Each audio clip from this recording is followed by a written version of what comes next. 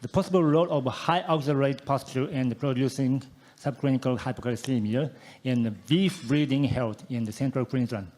Doctor, thank you. Konnichiwa, Sapporo. This is a case I presented a few years ago at Buiatrics, but I was looking at a different angle. I was looking at the clinical case of ketosis in these cattle. Since then, I've revisited this case, taken time out to think like this koala bear that lives in my front yard.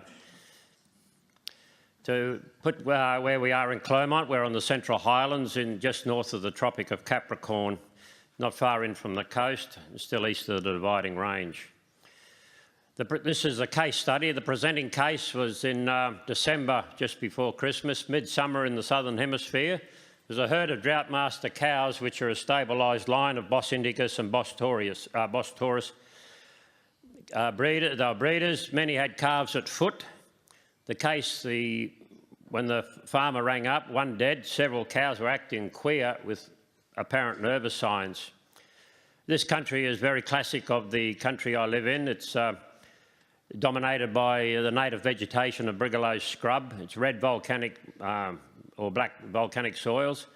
The introduced grass species there is a neomonoculture now of bufflegrass, centrociliaris. We were in a spring drought, but we had good rains about 2 weeks before, about 50 millimetres or 2 inches, but nothing since. The paddocks were chewed down, but the feed was good. Air temperature around that time, midday, was about 40 degrees centigrade, so it was causing wilting of any of the new growth. And this was the presenting sign. You can see this is a dry cow. She's in very good body score, a beef cow, mind you. Dairy people would be quite aware of this. She just stood there and turned around in circles.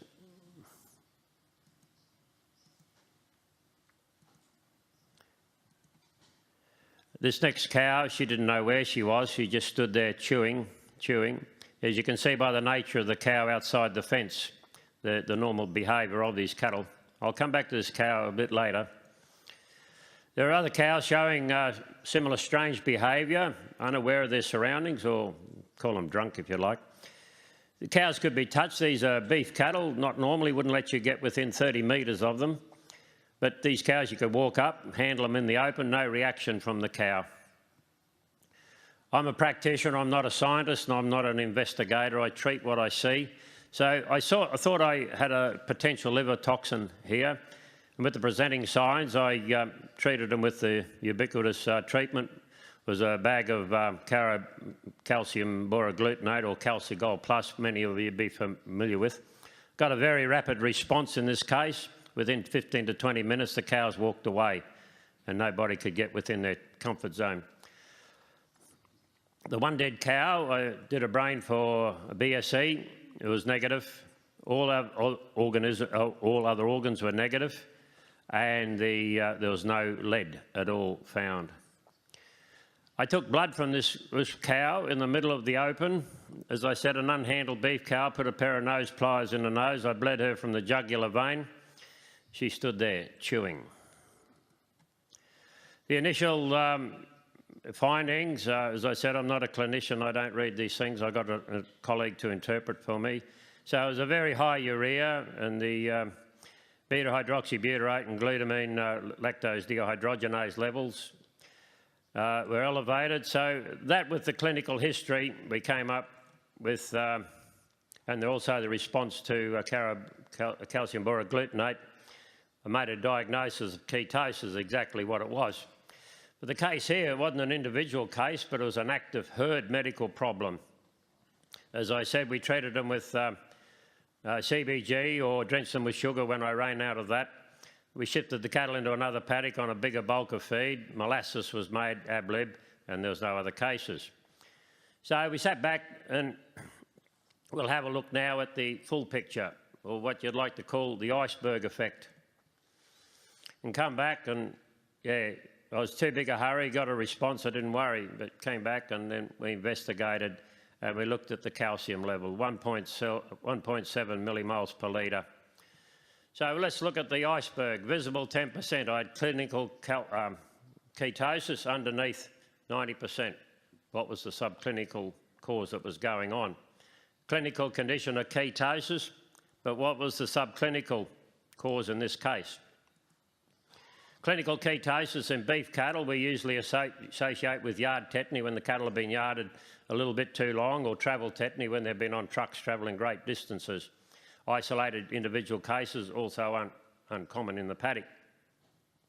Factors also historically include such things as stress and/or starvation. Predisposing factors also may be a compromise of liver function, advanced pregnancy, or in Australia we see a lot of chronic plant toxicity associated with Crotalaria species and the Eremophilus species, the Ellengowan poison bush. But however, this case puts new light onto past cases. So the rumination, what did we learn from the initial investigation? We fixed the clinical problem, but what was the underlying subclinical problem? These cattle were in an unhindered grazing situation. So we look at the suspect subclinical cases in this case, and there was the blood calcium levels of less than 2 millimoles per litre. We heard that this morning, and that can be regarded as subclinical hypocalcaemia. This cow was 1.7 millimoles per litre. It was last year at the Sydney Australian Cattle Veterinarians that I woke up to what was going on here when we heard about the effects of subclinical hypocalcaemia on clinical ketosis. So what's the implications of subclinical hypocalcaemia? We've heard this morning. We get dystocia, retained placenta. We get fresh cow health, compromised immune function, decrease in feed intake and rumination, ketosis. And in Northern Australia, under the conditions we live in, the cattle calve out during the summer months, and I believe mismothering under these cases can be a big problem, leading to calf loss. So, cause of hypocalcaemia in this case, these are beef cattle in the open. Some of the affected cows were not lactating, so there was no lactation drain. Nutritional cause, pasture would be most likely.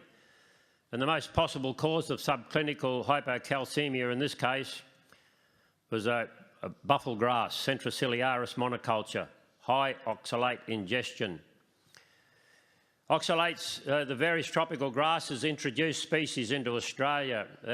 Oxalates are in sufficient concentration to induce calcium deficiency in grazing animals, include buffel grass, Pangola, Soteria, Kikuyu and Sabi grass. Numerous problems have been noted with these grasses in Australia, particularly with horses. Cattle and sheep are less affected because of the degradation of oxalate in the rumen. However, cattle mortalities from oxalate poisoning due to a hypocalcaemia have occurred on Soteria grass, and sheep have been poisoned while grazing on buffel grass.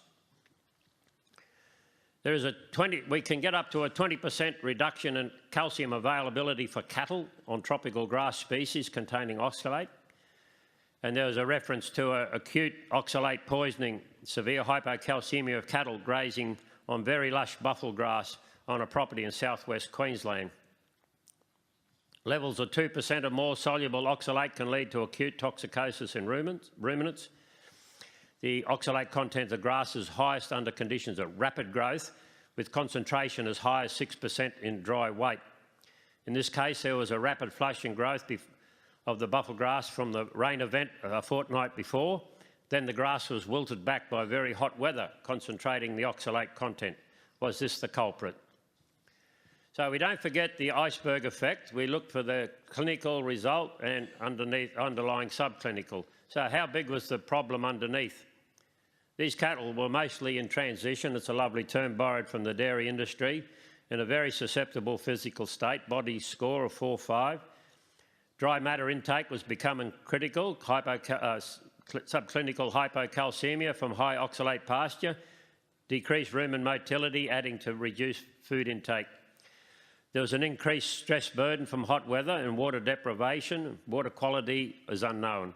The cows were probably already in a subclinical ketotic state. The net effect was probably a sudden acute negative energy balance affecting a fair proportion of the herd. The one death that occurred was likely due to dehydration. The cow had become drunk and disorientated from ketosis unable to find its way to water, and ketosis in itself would have compounded the dehydration. So the key point from this, when investigating conditions such as ketosis on a whole herd basis, all possible causes of the subclinical condition, including pasture, should be taken into account. To prevent this, pasture management. Cattle production is not about running cattle, it's about growing grass. This is in Australia in a pastoral situation. Paddock rotation to maintain bulk, avoidance of monoculture pasture, and awareness of the shortcomings of our different pasture species. Perinatal calf loss. Since I first presented this paper last year, a lot of anecdotal evidence coming back and first-hand evidence of a slow birthing process. Cows run out of strength. Dead and compromised calves, slow to rise, slow to suck, and failure to get sufficient colostrum within that crucial 6 to 12 hours window. Dehydration, mothers slow to rise, and also suspected drunken ketotic mothers may wander off during the adaptation period for the calf, and the calf does not get its milk. I've raised plenty of questions here, no one definitive answer. There's more possibles than probables. And I think when we are dealing with any clinical metabolic disease in a herd situation, we should always remember the Titanic. Metabolic diseases, as we hear in the course of today, are the curse of high-producing dairy cows.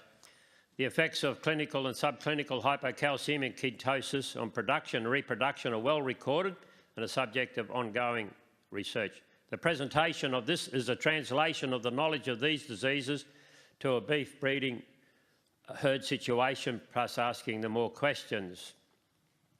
I did tell my daughter, who's a fellow veterinarian, when she started work, to get a job in a dairy practice, because everything you need to know in veterinary science you learn at the back end of a dairy cow.